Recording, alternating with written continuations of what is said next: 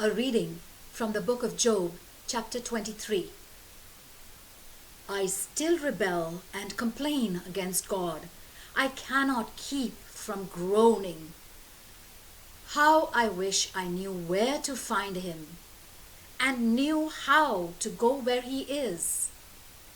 I would state my case before him and present all the arguments in my favor. I want to know what he would say and how he would answer me. Would God use all his strength against me? No. He would listen as I spoke. I am honest. I could reason with God.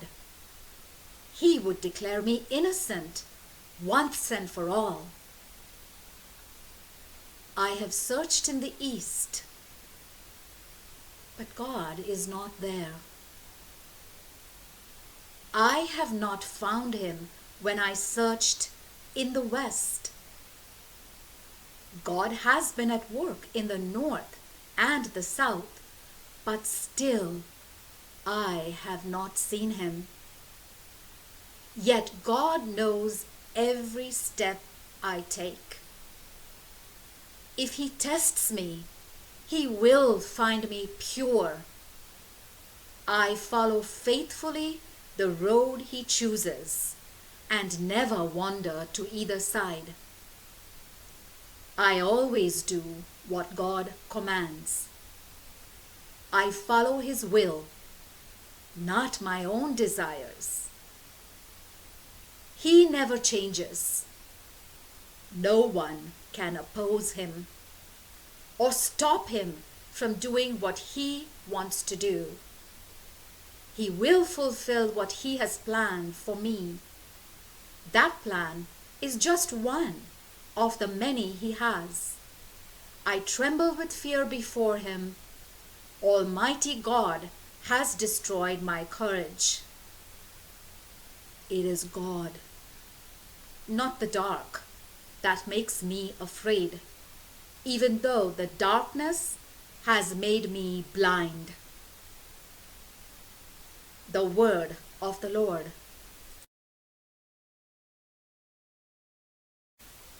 A reading from the book of Job, chapter 24. Why doesn't God set a time for judging? A day of justice for those who serve him? People move property lines to get more land. They steal sheep and put them with their own flocks. They take donkeys that belong to orphans and keep a widow's ox till she pays her debts. They prevent the poor from getting their rights and force the needy to run and hide.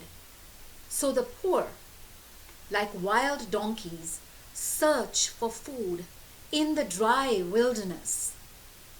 Nowhere else can they find food for their children. They have to harvest fields they don't own and gather grapes in vineyards of the wicked. At night, they sleep with nothing to cover them, nothing to keep them from the cold. They are drenched by the rain that falls on the mountains, and they huddle beside the rocks for shelter. Evil people make slaves of fatherless infants and take the children of the poor in payment for debts. But the poor must go out with no clothes to protect them.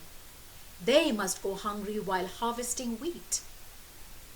They press olives for oil and grapes for wine, but they themselves are thirsty.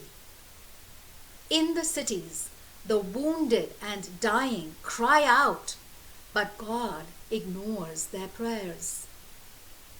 There are those who reject the light.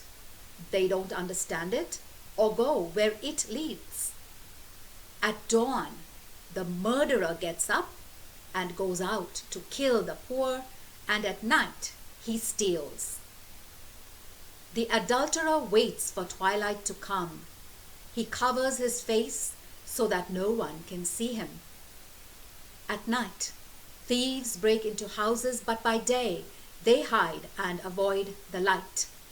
They fear the light of day, but darkness holds no terror for them. Zophar. The wicked are swept away by floods, and the land they own is under God's curse. They no longer go to work in their vineyards. As snow vanishes in heat and drought, so sinners vanish from the land of the living. Not even their mothers remember them now.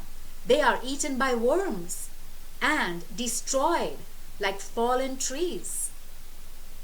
That happens because they mistreated widows and showed no kindness to childless women. God, in his strength, destroys the mighty. God acts, and the wicked die. God may let them live secure, but keeps an eye on them all the time.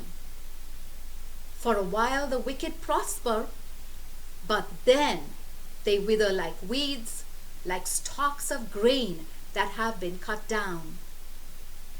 Can anyone deny that this is so? Can anyone prove that my words are not true? The word of the Lord.